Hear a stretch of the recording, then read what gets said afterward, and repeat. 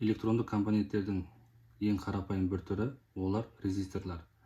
Резисторлар қарапайым болса да ең көп тараған электрондық компонент. Қандай да бір схеманы қарасаңыз, ішінен резисторды табасыз. Резистордың түрлері.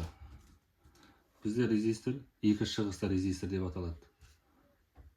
Бір шығыс және екі шығысы бар резистор. Келесі бір түрі SMD деген резистор.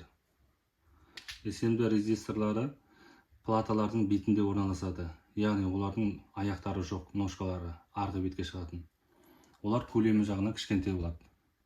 Мысалы, R6, R5, R8 деген сияқты.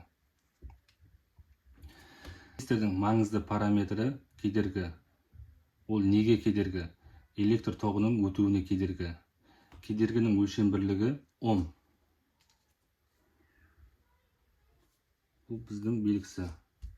Енді бізде өлшем бірліктері килоом, мегаом, гигаом, миллиом, микроом дегендер бар.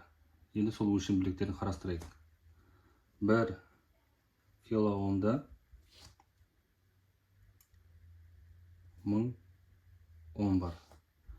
Бұл жерде кило дегеніміз мыңды білдіреді. Мысалы, 1 килограммда 1000 грамм бар деген сияқты. 1 мегаом. 1 мегаомда 1000 килоом бар. 1 миллион ом бар.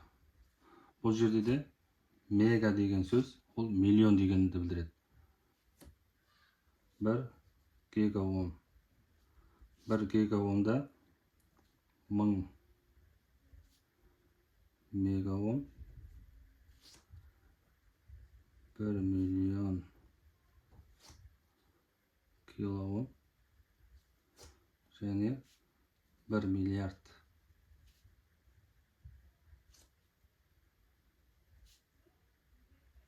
ом бар. Енді кедергінің кішкентай өлшем бірліктерін қарастырайық.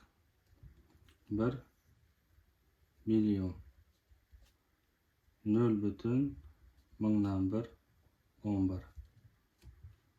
1 микроом 0,1 миллионнан 1 ом бар. Бұл өлшем бірліктерін бізге есте сақтау керек. Омды килоомға немесе мегаомға түрлендіру үшін.